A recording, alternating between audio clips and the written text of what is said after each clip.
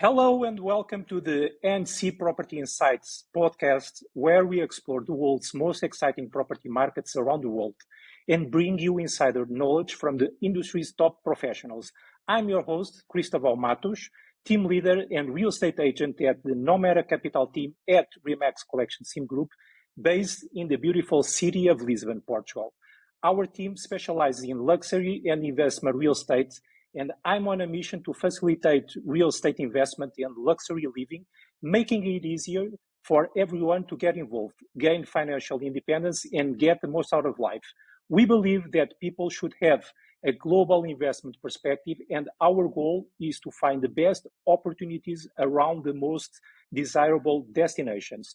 Today, we are taking you to sunny South Florida, and more specifically to Boca Raton, Fort Lauderdale, Miami, some of the world's most active real estate hotspots at the moment. It seems that everyone wants to own a piece of real estate in Florida by these days. Our guest is Francisco Ramirez, a seasoned real estate professional from the Denhart Ramirez Group at Sotheby's International Realty. I had the pleasure of meeting Francisco at the Tom Ferry Network event in Las Vegas last year. He knows his market really well and can help us learn everything you need to know to put South Florida on the radar of your investments. Francisco, welcome. I'm thrilled to have you on the show today. Thank you, Crystal. Thank you for having me. It's a pleasure to be on here on this podcast and connect with you and international investors, buyers, and people alike. Hopefully, today I could give you some insight of the South Florida market as what's driving this market, the boom here, even as there's talks of recession, inflation, and all the other things that are going around the world. I believe real estate is still moving, and there's many reasons why it's still moving, especially here in South Florida. I'm here today in my office in Boca Raton, Florida, and I cover all of South Florida from Miami, Fort Lauderdale, Pompano Beach, Boca Raton, Palm Beach, and Deerfield, Delray, all those markets in the sunny South Florida that are within walking distance, if not a drive from the beach. That's what makes it so attractive. Perfect weather year round, average of 80s, the coldest about 68. And it's a tropical paradise. Sometimes one of my main things every day is give gratitude and, say how blessed I am to actually live here in an area that is so blessed year round, that many people come here to vacation. And I get to vacation every day that I'm here. Yes. Yeah, I love Florida, and in particular South Florida. And you are very lucky to be in that paradise. That's really true. Okay, so Francisco, to start, I would like to ask you before moving on to more questions around how's the market and information for our investors. I would like that you give us a brief overview of your career. How do you start in real estate? Why do you choose real estate? What are your motivations? And what makes you happy each day doing real estate in that paradise? All right. Well, I guess we'll start my journey into the profession of real estate. I originally a firefighter here in South Florida and decided to go to business school. And during business school, my plan was to be a financial planner, financial advisor, and got presented an opportunity to go work for a real estate investment trust fund company right about graduation time. Went over there with an open mind, got into it. There's a lot of analysis of projects, multifamily, rental income properties here in South Florida, especially in the Miami market that moves so big. There's a lot of capital investment companies that have a huge portfolio here in the multifamily space, the commercial space, and even the residential, especially with an Airbnb market being so hot down here. I went in there with an open mind, and part of the job was you got to get your real estate license, so you have access to all these different lock boxes and things that real estate agents need in order to analyze each property and each project. with that license, started meeting different investors, different clients, and I saw an Sorry to opportunity. interrupt. Yeah, When was that? that was Start in 2015. It was around 2015. Okay. 2015. So I was learning more of the business of the financial risk and analysis of the project management and portfolios. I was seeing the acquisitions of different projects and looking at, what's the after repair value, what is the acquisition cost, or that we needed to analyze to make sure that it was worth the investment and the yield and return. And from there, I met an investor, and he's like, "Hey, why don't you do some residential deals? And then you have a good personality, you have great customer service, then you'll move pretty well." I started with putting myself out there with my sphere, as you call it, people within hand's reach. One of my first clients was one of my cousins. Helped them find not only a good home, but negotiate a great deal. And I felt like that was the most rewarding thing, to be able to help someone navigate a process that is very scary, especially for a first-time home buyer, and also very complicated as far as terms and different things of the process. And at the end, provide my service, but also negotiate and provide the best outcome for them, and then being happy and realizing that. So that was the most rewarding part. And then my business just grew through referrals. And I got to the point where my referrals were, I mean, outstanding. I mean, I was working 2 jobs like crazy. So I decided to leave the corporate world and just go full time as a real estate consultant or advisor. And it's been great ever since. I teamed up with a business partner in order to grow. We currently have 3 agents. We have and 2 support staff. We try to keep it very intimate so we could deliver a very client-focused customer experience. All of our clients speak directly to me or my business partner, and they're aware of everything that's going on. You just don't get lost in a big team. We were recruited by one of the top brokerages here in South Florida, and I'd say the world, one Sotheby's. They saw our numbers, they saw our client experience, and recruited us to come over and join a bigger mission. And I've been there now a little bit of less than a year, and it's been a great experience connecting my clients with a global reach. Okay, perfect, perfect. You mentioned that the process of buying a home is scary, especially for first-time buyers. Now, from an international buyer perspective, can you walk us through the process of buying a home in South Florida? Yeah. Well, the basis of being scary, it's fear. And like any buyer, if you're an international buyer, if you are a local buyer, there's fear of the unknown. So the unknown is what's causing the fear. And what I see even with an international buyer is, okay, what does the process look like? I don't want to lose money. Nobody wants to lose money.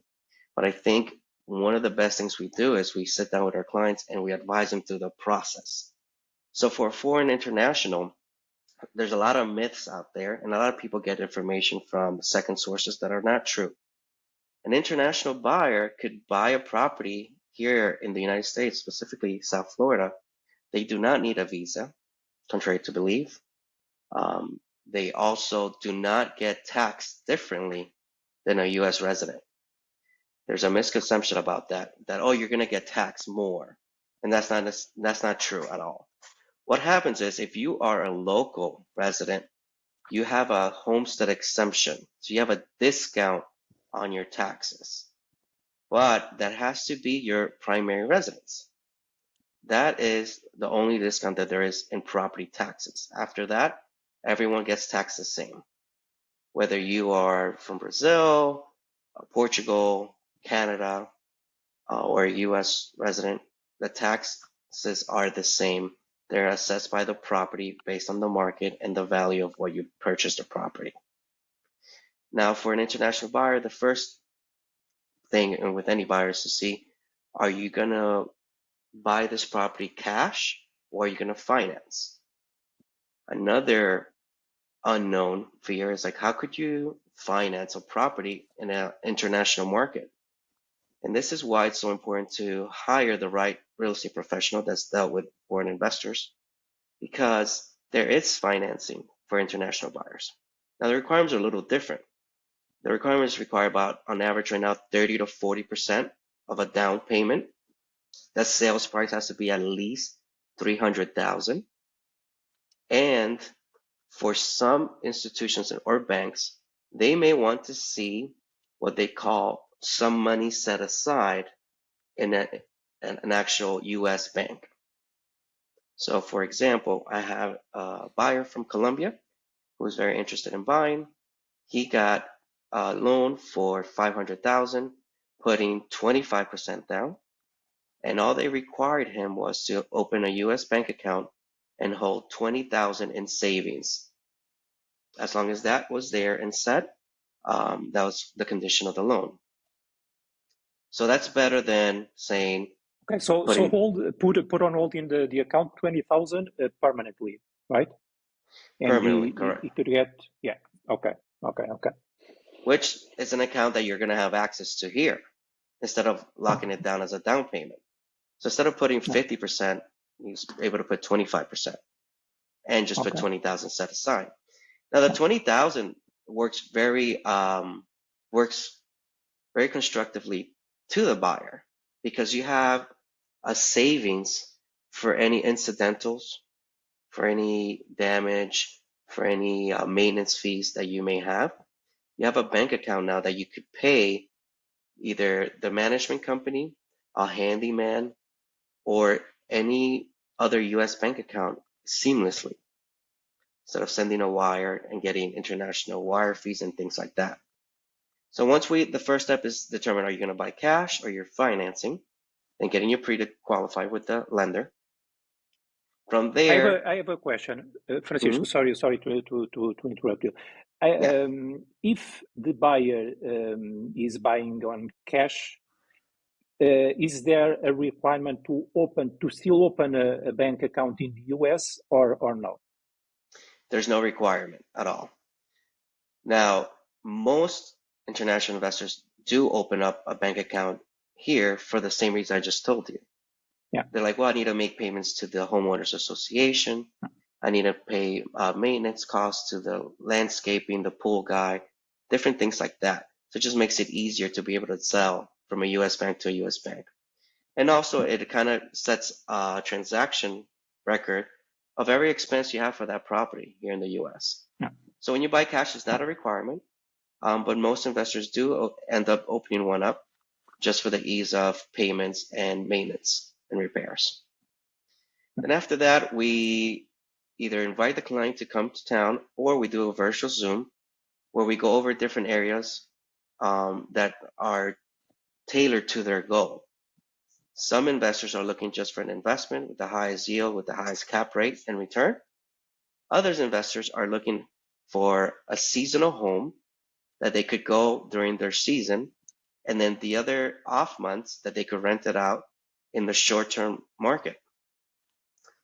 And we have a lot of investors that do that, specifically from Canada, Brazil, also we're seeing a big influx of investors from the islands such as Cayman, Bahamas, Turks and Caicos, that are buying property in South Florida for many reasons. As we know, politics and economy play a big important role in how people spend their money. And what I've noticed is that a lot of people are buying property, real estate in South Florida for stability of the dollar and stability of what's going on globally. For example, the international buyer from Colombia bought a property here to put and shelter some money because there was political turmoil going on with the presidential election in Colombia.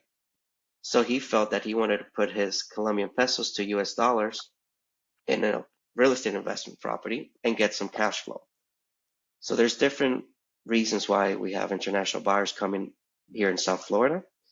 Not to mention also Miami being the hub for crypto and tech. Yeah. It's drawing a big popularity, internationally. Dubai, Saudi Arabia, different buyers, even from Korea and China. Now, China, most of Chinese investors would buy in what we call California, but we're seeing an influx of Chinese investors in the Orlando area and Miami as well. Yeah, yeah. Well, regarding the Miami being a hotspot for crypto at the moment, if not the world's best or major hotspot in terms of the crypto, okay. And of course, and I know that you are already a licensed crypto agent. Okay, so Yes, congratulations thank you. also. And there's a huge push from Mayor Suarez, now presidential candidate, also to put Miami on the top of for tech hotspots like in California, Silicon Valley. So to make the Miami area as the next Silicon Valley. And we know that Miami and Texas were the biggest winners of the pandemic. So we saw a lot of influx of people and talent moving from other parts of the US. Okay. And but my question is, do you think that this trend that starts during the pandemic with this inflow of people from all other places to Florida and South Florida in particular, where everyone seemed to have or to want a piece of land and a house in South Florida. Is this trend? Do you think that this trend may be permanent and can even increase? What's your view on this? So my view, when it comes to cities, specifically mayors and city council, they find ways to draw businesses into the city. Miami focusing on tech, crypto, and bringing that, like you said, that Silicon Valley rise here to Miami. One of the things that helps Miami so much, it's an international destination with a huge international airport, making it very accessible to go almost anywhere. And you have a lifestyle that it's hard to beat. You have perfect weather, sunny year round. You have ranges of mansions, waterfront properties, high-rise condos with amenities like you would find in New York or in LA. You have concierge services. So you have all this that's very appealing to someone.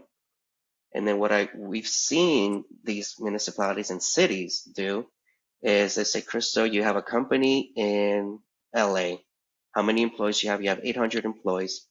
We're going to assist you in relocating here to Miami, and we're going to give you a tax break on your company for the first 2 years for your relocation. So you have a company that's getting incentivized to move locations. Boca Raton and Miami have done a great job bringing companies from New York, New Jersey, California, and right now there's even some from Dallas shifting to Oh, really? Florida. Okay. Yeah. Another appealing part is you have an incentive for your business to have some tax incentives, right? So it lowers your cost. But also, excuse me, you have no state income tax. You have your property taxes, and then you have your regular taxes federally, but there's no state income tax. We don't have a mansion tax. We don't have any taxes for any properties above $1 million or $5 million. And all the taxes are based on the millage rate all across the board for property, and you just get your federal income tax. So it's very appealing when you're telling a company, we're going to give you a break on your business if you move your offices here. So your commercial space is going to have a tax break of 50%, which is huge. And tell your employees they're going to live in Florida where they don't have state income tax, which their money's going to go further.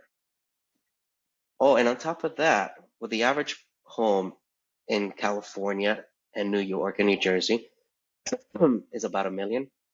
Well, the average home in South Florida is about 400,000. Miami being one of the highest ones right now, currently at 625,000 for a single family, 4 bedroom, 2.5 bath.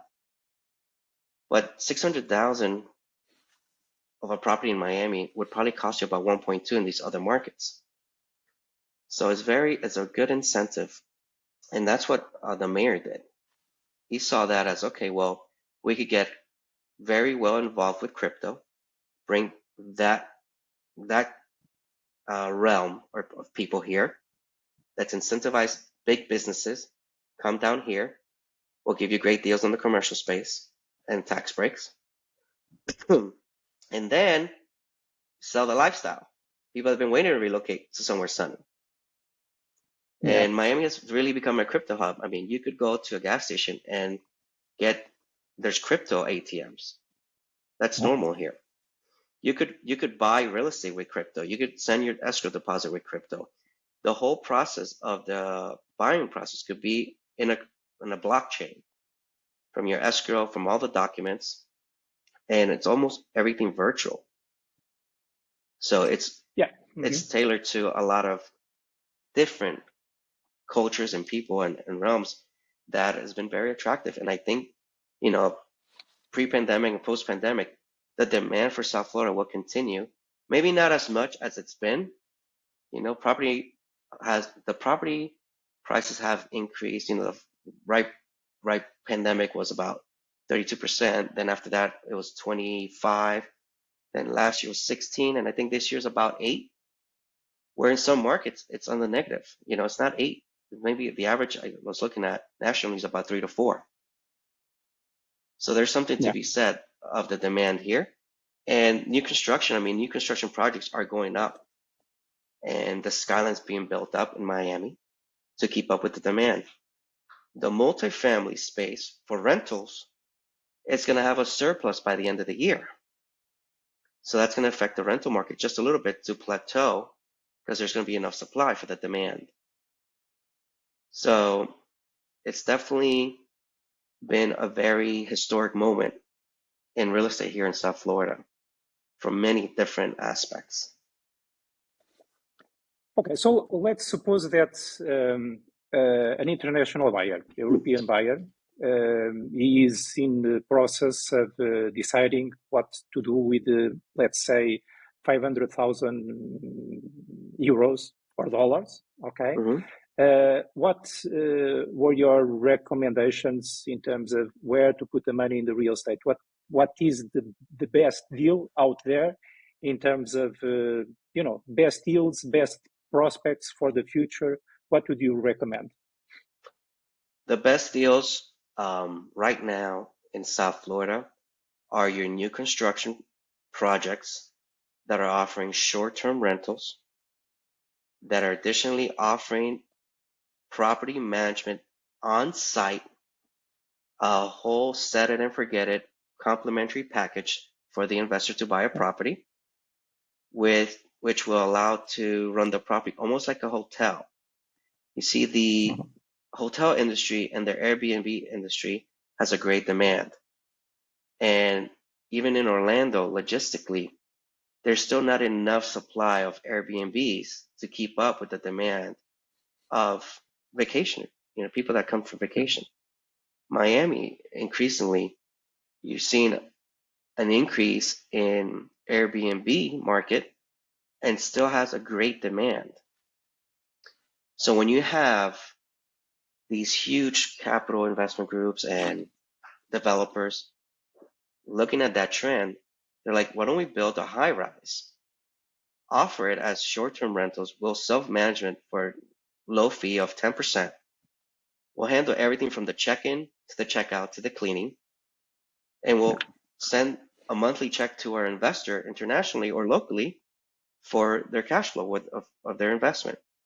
And when you want to come and visit your property in Miami, you call and say, hey, can you please block these days and these days for me or family? And then more than likely we'll block it if it's not already reserved. So that's the best deal because one, you're buying it at a pre-construction rate, which is going to be discounted because once you close on it, you're going to have equity. So for example, you've paid 500 euros. By the time you close, on average, we're seeing a 30% equity gain by Okay. the time you close. From new construction built to when you close on it, you're already positive, about 30%. Now wait a whole year, especially in Miami, you're looking at almost a 60% gain because the demand has been going up, up, up, up, up. 60%? Now, Well, 60% some of the projects. For example, I bought a project for 390,000 right around pandemic times. That project right now is worth 550,000, well. and it's only been 2 years. Generally speaking, how long does it take a project to be completed since the construction start until finish? So it depends on the project. So it's like, let's say it's a single family that takes about on average 1 year, 8 to 12 months. When we're looking at a high-rise condo, you're looking at a 2 year term Okay. because they Yeah. got to break ground. So, and then there's different deposits you give as the construction goes. They break ground, they pay the foundation, the first few floors. As it goes on, that takes about 24 months on average. So that's what I'm saying. By the time it's completed, you have at least 30% in equity because when pre-construction to after construction sales price, there's a huge difference. Yeah. There's another property here in Boca Raton, which was the Alina. The average sales price was 1.8 to 2.5. Beautiful, condos, 2 to 3 bedroom, facing the golf course in the heart of Boca Raton.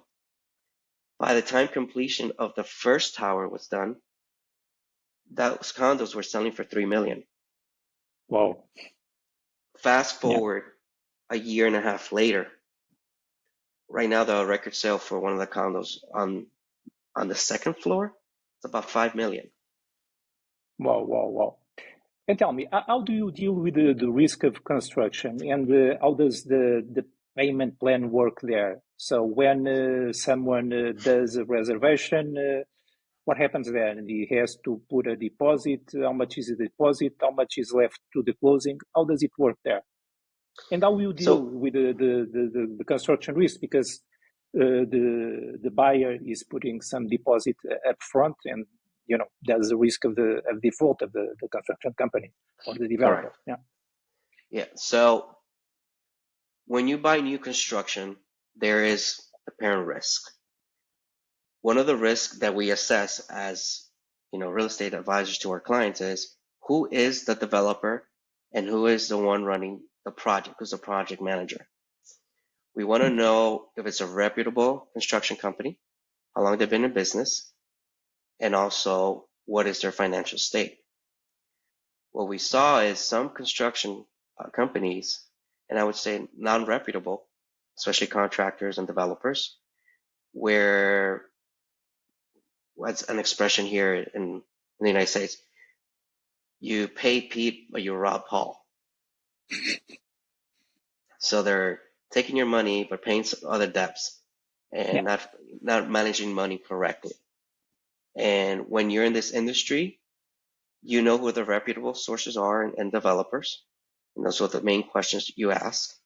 And as the construction develops, there's risks that will entail, such as weather. You can't control the weather, right? You can't control supply chain issues, which we saw during the COVID era. Supply chain issues that we had here in South Florida was lumber.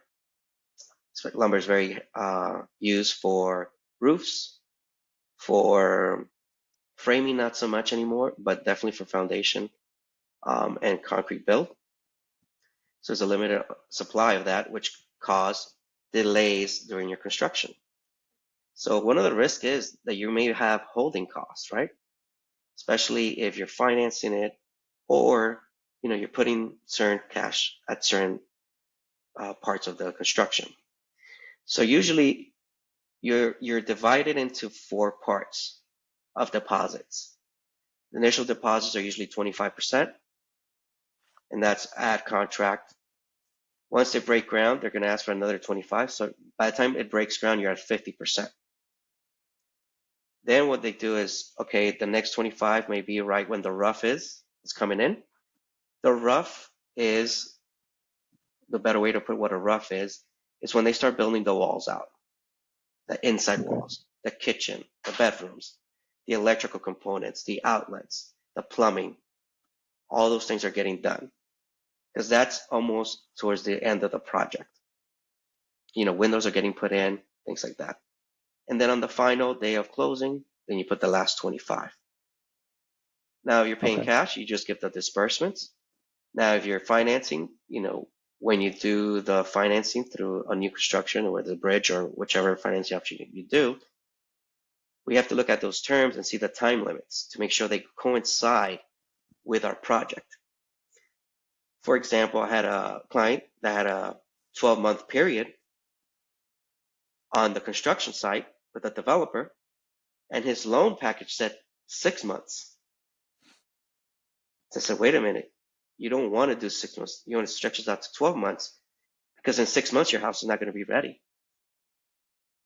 And that affects him because at the 6-month mark, guess what? The whole mortgage was due, but there was no property.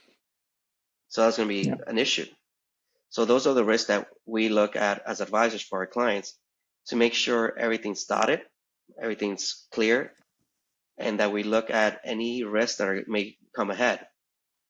For example, one of the risks when new construction here is if your house is being built in the summer, there's a lot of rain, there's hurricane season. So one of the things we look at is we go look at the lumber that's sitting on the site to make sure that it's not getting wet, moldy, mildew, and deteriorating. Because you're not here to see your project, but we are. If you call them, they're like, yeah, it's good, don't worry. Next thing you know, you have mold ceilings, mold roof. So that's one risk that we try to limit by having a pulse on the project. Okay. So I guess that you offer that kind of, supervising or following up the construction to your clients. So if it's an international buyer that just wants to buy and put the money in a project and not worry, you can offer or provide that kind of service. Yeah, is that correct? we provide that kind of service, whether it's new construction or someone just buying in general. The reason for it is we like to keep our clients up to date of what's going on. With a new construction project, we like to send them at least bi-weekly progress of what's going on with the project. Okay. Even if it's just groundbreaking. Say, hey, look, I'm here at the project site. They have workers on scene. They're pouring some concrete. Hey, good morning. We're back here again 2 weeks later. Not much progress has happened. Here's why. Or I'm going to find out why. Okay. But it keeps the client, especially a international buyer, it keeps them like, okay, so, all right, very good.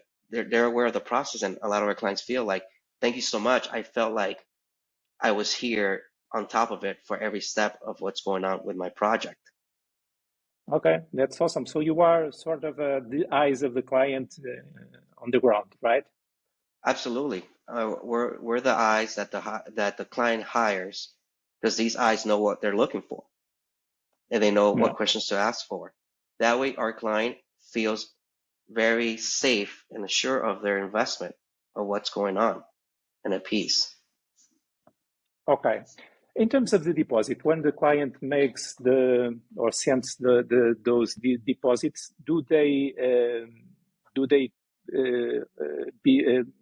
are kept in a escrow account, or do they go directly to the developer's account? So the deposits are sent through an escrow account, either through a title company or through an attorney. Those disbursements are then filed and given to the builder. But before they're released to the builder has to provide proof that they are at the next step. Okay. Yeah. And the contractor or the builder will send either an itemized timeline of where they're at and what's been done, and show proof of it. For example, like, here's a picture, the roof's coming up, the trusses are up, or the windows are up, so that they could get the disbursement. It is the responsibility of the title or the person holding those deposits and dispersing them, to make sure that the builder is on track. And that's why you hire Okay. an attorney or a title company. And on top of that, we work, my team works hand in hand with the title or the escrow agent or the attorney to say, hey, I'm at the site, or we usually send an email. That way it's documented and time stamped. Hey, that I just went by the work site. Here are the pictures. Things are moving along. Okay. Uh, could you please walk us through the transaction process since the very beginning? So since an offer is accepted, or since the client make an offer, and perhaps it's better to start at that point. So the client makes an offer, you negotiate, and then next steps until the closing. Okay, so client makes the offer, negotiate, our offer is accepted. We have a contract. We send that contract to our real estate attorney or title company. Say, here's a contract. Then we send deposits of escrow to that attorney's account. They're going to act as the middle person to make sure that everyone's safe, like your money's safe as your deposit, and that the seller or the builder is doing their job, to make the sale. One of the first things you would do here in South Florida is do a home inspection. Yeah. Home inspections, typically you have 7 to 15 days in where you inspect the property, and we check, in South Florida, we call them the big three. That's the roof, the AC, and your windstorm protection for hurricane. Those three things Okay. are the most expensive and most critical, and they will be the ones that give you a headache and inability to sleep at night. So we look at those big three to make sure that they're in working order or they're up to date. After the inspection, we do an appraisal of the property to make sure our clients are not overpaying for the property. Okay. The appraisal is ordered through a third party that nobody knows. A lot of the 2008, 2010 mortgage fraud was that there was fraudulent appraisals. So now it's very controlled and governed, and it's done through a third party. Nobody knows who the appraiser is. They get assigned through a cloud-based system. They pick it up and they go do a home appraisal of the property without knowing who the buyer or the seller is, and they give a non-biased value of the home. But is that a general practice of the market, or is something that you do in particular? That is a general practice of the market. Not everyone does it. Some people waive appraisal and inspections. That's something that we do not recommend to our clients, unless you're going to tear down the property. But that was something that was being done, especially at the height of COVID, when people were just buying like crazy and it was very competitive. And I think that definitely bit some people and hurt them, afterwards. After the appraisal's done, then we wait for the attorney to do what we call a title and lien search. They make sure that the property is free and clear of any cloud or any debts, that nobody's owed, that it's not being sued, and things like that. You want to buy a property that has no one that's going to come and say, hey, I'm owed something for this property. And then the final step is we do a final walkthrough. We go see the property right before we close. We make sure everything's in working order. And then we go to the closing table and we sign, and they disperse monies and keys get released, and then voila, you're a home buyer. Now for the Okay. new construction, a little different because there's nothing to inspect as it's going through the process. Yeah. But you will have a final walkthrough. In that final walkthrough right before you close is your inspection to inspect everything in the home to make sure everything's in working order. Now, the beautiful thing about new construction is you have typically a 1-year warranty on everything. So if there's anything wrong, they'll fix it. One You'll have year, an 1 year. 1 year typically. Now, Okay. there is companies that sell extended warranties for 3, 5 years on different appliances and things like that. But on new construction, you enjoy a 1-year warranty on the home. Now, you do get an appraisal if you buy new construction to make sure that you are buying what it's worth. And you get a clean title because it's new construction. You do the final walkthrough, and then you go to the closing table, and then you get the keys as well. Okay. And what happens if you make an offer for, $500,000, let's put it, and then you find out in the inspection or in the appraisal phase step that the property has some issues or the value or is overpriced. What happens next? Is it a practice in the market, an accepted practice to renegotiate the price, or what happens then? Yeah, so the first contingency is the inspection, where you get an inspection report and say something's wrong with the inspection. The AC is not working, the roof has a leak. You would go and negotiate with the seller and say, here, I have this report. Here are the problems with this house. We would like to buy the house, but there's some issues that need to be fixed.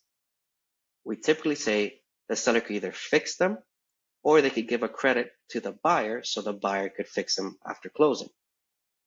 We prefer giving a credit to the buyer because it keeps the process moving. If the seller has to fix something, we have to wait for a handyman or a contractor to go out there, quote it, and then do the work. And typically, buyers want to hire their own contractor. So it works best to get a credit. Yeah. Now, if the appraisal comes in and it's low, we go back to the seller and say, here's the appraisal. I know we are under contract for more, but I'm not allowed to finance for more than what it's worth. So we renegotiate the sales price. Now, what has happened in some terms of new construction, which is one drawback, is that sometimes the new construction may appraise lower than the sales price. And what we've seen is, let's say you're under contract for $500,000. Well, the appraisal comes back and it's like $495 or $490. So now there's a gap difference. And that gap difference, the builder will require the buyer to cover it. Okay. Because the tricky part with new construction is there's no comps yet. Yeah. Because it's new. So they're using other comps in the area. But what we typically tell our buyer is, even though you paid that over appraisal gap or fee, within that year, you're going to have that already in equity on the property. Because as soon as you close, what you purchase the property for is what it's worth. And usually on a new construction project, it keeps going up and up and up and up and up and up as more properties close and are being developed. That doesn't typically happen, but it has happened in the past. Okay. And what about the yields that an investor can expect in your market? Let's suppose that he buys something like in a condo, an high-rise with all service Airbnb type of thing. How much return yield should he expect? For instance, for a $500,000 investment, how much should he expect to get per year? So I did the yield, and the yield depends on the city or the city you're buying your property in.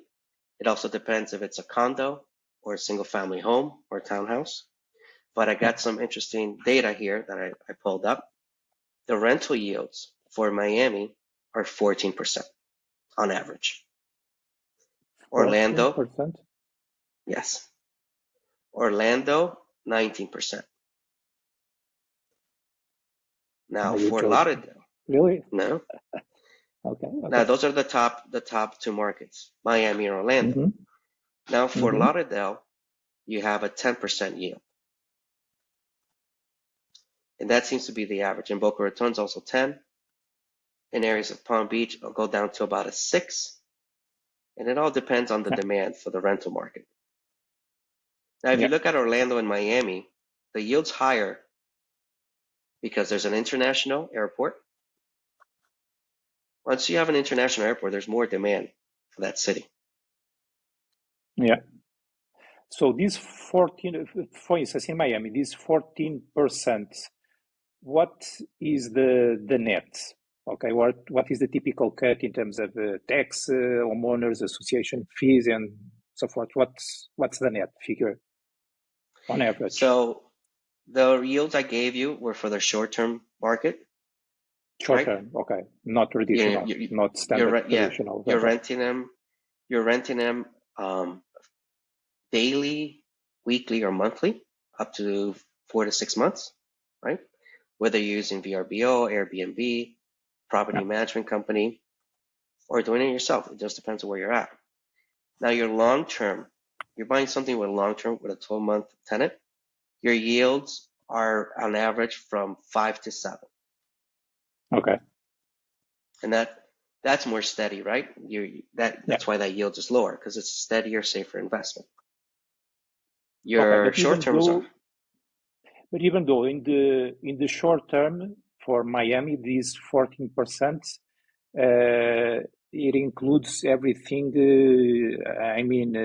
Property management or short-term rental management company. So it's net before, I guess, tax, homeowners association fees, and the like. Yeah, right? the yield. And Yep, the yield is the net after all the operating expenses compared to the investment. Okay, and in terms of net, what fees does an investor pay? So I know that you have, property tax, homeowners association, insurance. What kind of, for a typical property in your market, what these compounds in terms of final figure or percentage of the deal? Can you give us an estimation or a ballpark figure for that? Let me give you some true data. What's the yield, and it all depends on the property, right? So if you have a high-end property, you have higher costs, higher returns. If you have a low end, it's lower returns. So let's go middle of the road here in Palm Beach. I have a property that currently yields a cap rate of 12%. When I did the investment analysis on it, it was going to yield about 8 to 9. But I didn't foresee the rental market to increase significantly for me to get that 12 where I'm at. So my average cost. Is it short term or long term? And this is a long term. Long term. I have a 12-month tenant there. So I have a 12-month tenant there, and it's a new construction home, beautiful community, A schools, which means it's going to have a high demand, a family neighborhood. So I rent that home for $4,000. My costs on that with the loan and the association fees. Now imagine myself, right? So I'm saving 10% or 20% in management costs. But my total cost from there is about $2,400 a month. Okay. So you do the math, 4,000 minus the 2,400. Okay. That's a significant cash flow. Okay. I would say let's take away 100 or 200 for incidentals. I'm cash flowing about $1,500 a month on a long-term tenant. Now there is a gentleman I know that has 1-bedroom studio condos in Hollywood Beach, Florida. They're right on the beach. They're very Miami 70s construction. Courtyard apartments. 1-story. very, very chic looking. And those have a high demand for daily rentals. So the short-term rentals on those, the yields are significant. He's yielding after expenses because he uses a property management. The gentleman is actually a physician that owns them. He's averaging per unit 3,500 in cash flow, and he has two of them. 3,500. Okay. Okay. Net or Net. gross? Net. Okay. Yeah. Okay. So Yeah. 3,500 times two, that's 7,000. You know, Yeah. and I'd say 7,000 passive income, but I always have to say nothing's passive, right? You do have a property management, but problems still come, and you still have to come out of money. You know, and Yeah. one of the challenges he had is they had to redo the roofs, and he got assessed. I believe it was 12,000. So 7,000 times, let's call it the 12 months, right? Somewhere about 86,000, right? Subtract the 12,000 for the roof repairs, you know, so but that was just this year, you know. Last year he didn't have those repairs. Yeah. But like any property on the beach, the AC is only going to last you 3 to 4 years. So every 3 to 4 years only? Okay. yeah, because the salt eats it away. That's a lot of time. Okay. Yeah. Yeah. And, you know, we're in South Florida. The AC runs every day, especially short-term rental. So those are another $4,000 every 3 to 4 years that you have to consider. Mhm. So Okay. it really Yeah, depends. please You go know, ahead. you have great cash flow and high yields for a short-term rental, but it comes with Mm-hmm. risk. There's more wear and tear and maintenance costs. But, you know, your returns supersede that. Now, your long-term tenant is still a very good return and very stable, right? Because I have there someone for 12 months. With the short-term rental, something could happen that could shift that, you know, economy, weather, you know, different things.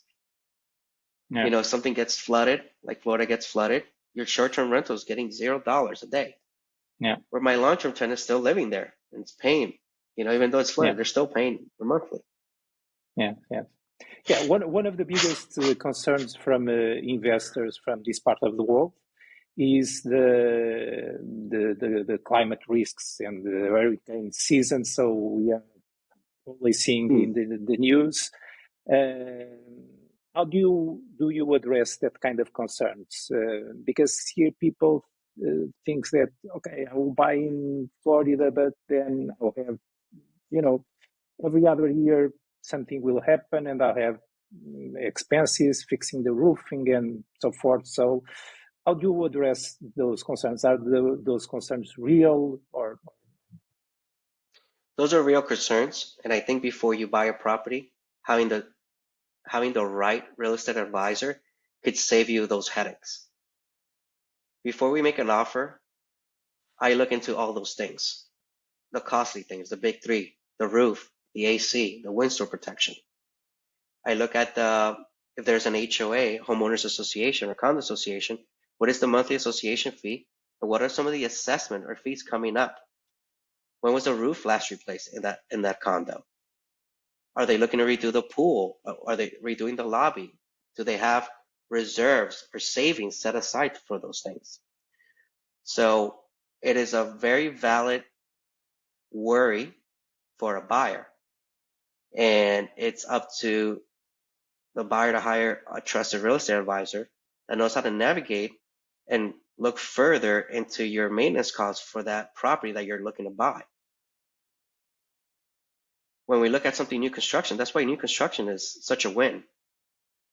You know, Yeah. I had some here, the Lotus, Pier 66, the Elser, Miami. These are all new construction properties coming up. You're getting a pre-construction price.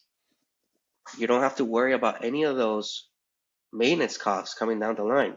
The roof is new, your windows are new, you're full impact resistant covered. Your property is going to have the lowest insurance rates in the state because it's brand new, versus where you buy an old property. You know, a new construction house costs you about $2,000 to insure it on the high side, that same house 30 years later will cost you 6,000, if not 8,000. Okay. And Great. a trusted advisor that knows the area knows that the I-95, which is an interstate highway that divides Florida, if you're Yeah, on the east I side know. versus the west side, on the west side is $6,000 for insurance. You jump on the east side and it's 12,000, 15,000 Okay. for Okay. homeowners insurance. But why? On the west side is more? On the east side is more because you're closer to the On the east side. beach, the Okay, winds. yeah, yeah. Yes, The yes, west yes, yes, side, yes. you're more inland. Yeah, We all know the story of the three little pigs. yeah. Yes, yes, You yes, know, yes, yes, yes. the further Yeah. away you're from the wind, the better. Okay, yeah. Also, if your house is made of wood versus concrete block. It was not until 1992 that the building code changed to concrete block homes. So you do have some Florida homes that are built in the 70s, in the 80s that are wood frame, and that's going to cost you more to insure. Okay, They're okay. not Yeah. necessarily less safe, but it's wood that could deteriorate, subject to termites and different things like that. Okay, okay. So of those projects that you are working and that you have listed in new construction, which one would you recommend for an investor, an European investor? I think a European investor, it really boils down to the lifestyle. If you're looking for something family oriented with good schools, great restaurants, I calm, mean, just investment, okay? Let's suppose that is just someone investment. that has the money sitting on the bank, okay, and he wants to put it in, in a different real estate destination like Florida, okay?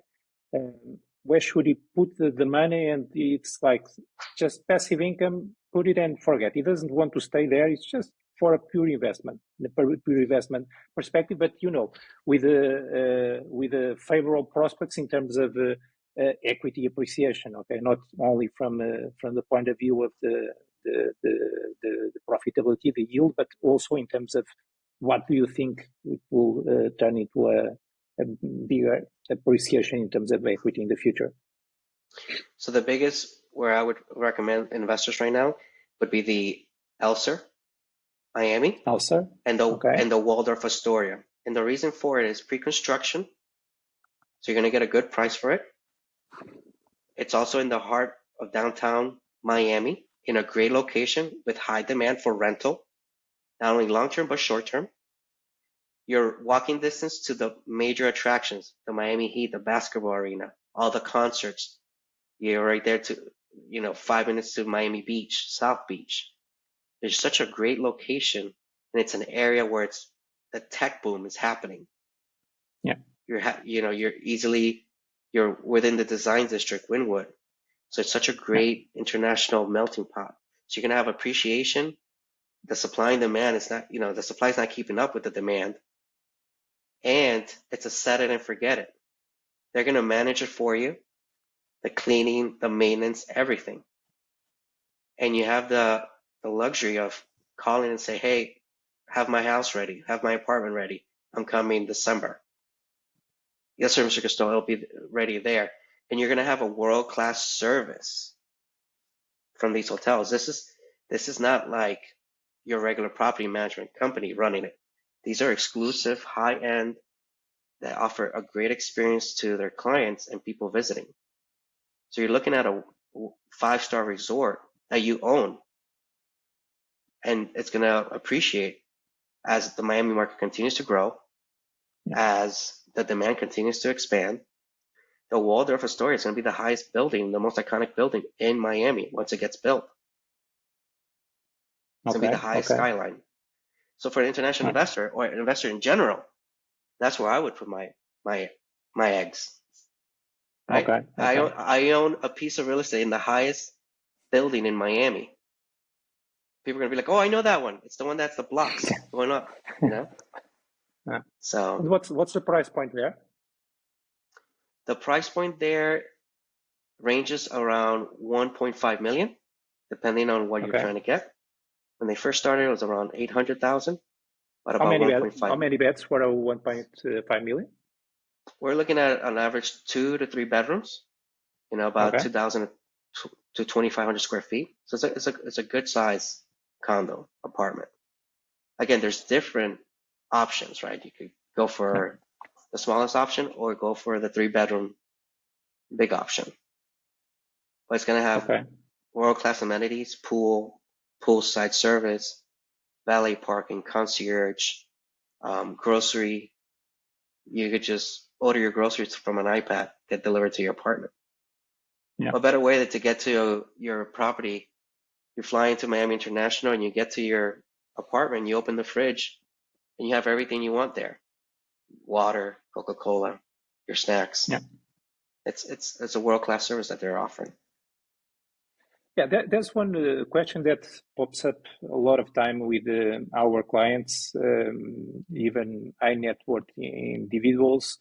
Sometimes they have, a lot of money, but they think that to make an investment in a new city, they should start small, okay? Something around $500,000. I mean, but sometimes, and in a city, I believe that in a city like Miami, $500,000 doesn't buy, nothing that's really worth any terms of appreciation. Perhaps it's not the best deal, so it's better to move up and believe that moving up you'll get a better deal. Am I correct? What's your take on this? So most people are thinking, like you said, I like to invest a little bit, Yeah. 300,000, and I'll let you in on a little secret. Sotheby's, especially one Sotheby's, which focuses here in South Florida and all the east coast of Florida, we have a new development project that we are selling, and the starting price point for a 1 bedroom studio is 400,000, and Okay. they're in great locations Well, and affordable, and also they're going to offer property management on site. And those projects, like I said, starting at 400,000, where 600,000 could get you a 2 bedroom. And you may not be from waterfront, right? But you're talking about you're about 4 blocks from the beach, right? well, yeah, And or you're close to a marina that has one of the best sunset dinners. So it's a very exciting project that they're exclusive through Sotheby's. And I'll share those projects to you so you can see them. Right now it's in the development and should break ground soon. But it's exactly for that investor that wants to get their feet wet with four or yeah, 500,000 and see what the demand is for those yeah, projects. yeah. And what's the timeline for that project? When is the That construction project, expected to start and that finish? project, so we're in 2023, that project will be delivered by the first quarter of 2025. Okay, yeah, good, Yeah, good. Okay, Francisco, you shared a lot with us, so it was really helpful, I guess, and very educative for our audience. So thank you very much. And to absolutely. finish, please, could you share your preferred contact methods? How can people reach out to you? Social media, whatever it is, how can they reach out to Absolutely. you? Well, you can find me, my website, try to make it very simple, movestoflorida.com, Yeah, and moves with an S. There you'll find all our contact information and different interesting information about our market. You can follow me at Francisco Ramirez Realtor on Instagram and Facebook. You can also contact me. I'll give you my phone number. It's 561-866-5733. I have WhatsApp. Very active there as I have international clients, friends, investors. So you can directly message me there. Again, there's so many opportunities and different price points to invest here in South Florida, from Miami all the way to Palm Beach. Depending on your goals and what you're seeking in your lifestyle, we could definitely make it happen. I'm also fluent in Spanish, and I understand Portuguese a little bit, as there's Really? a yeah, there's a high population of Brazilians in the Pompano Yeah. Beach, Boca area. Yeah. So I'm getting accustomed to certain words and understanding. So reach out to me if you have any questions, please, or any doubts, concerns, or opinions. I love to talk about real estate, especially when it comes to South Florida. Christoph, thank you so much for having me. Um, Again, I'll share those exclusive properties, like I told you, that are coming up in the market for that 400,000 range for the investors, which I think they're gonna go quickly. You know, because there's a high demand of investors thinking just like you said. I want to invest just a little bit, just enough, and test the waters. And what we'll see is exactly. it's a predecessor to that people are gonna see the demand and then upscale and buy something else. I think that's gonna, because a lot of people are on the fence, and it's not until you buy one and experience it for yourself with these returns. Miami having a 14% yield, that's huge. That's huge. You know, I don't think your money doesn't sit at the bank getting 14. I mean, inflation's 4, you know? Yeah. So if you take that 14% yield, you kind of really only made 10. That's a lot. Yeah, that's a lot. Yeah. Okay, thank you. So it All right, was thank you, awesome. sir. Thank you a lot. Please share those projects with me, and I'll share with my audience, and let's see what happens. And I hope to see you in person very soon. Okay? Yeah, will you be in Dallas? I'm not sure yet. Maybe I'll let you know. Let me know. Yeah, all right, sure. brother. Thank you. Bye bye. Have a Bye, good. Francisco. Bye. Bye. It was a pleasure. Bye.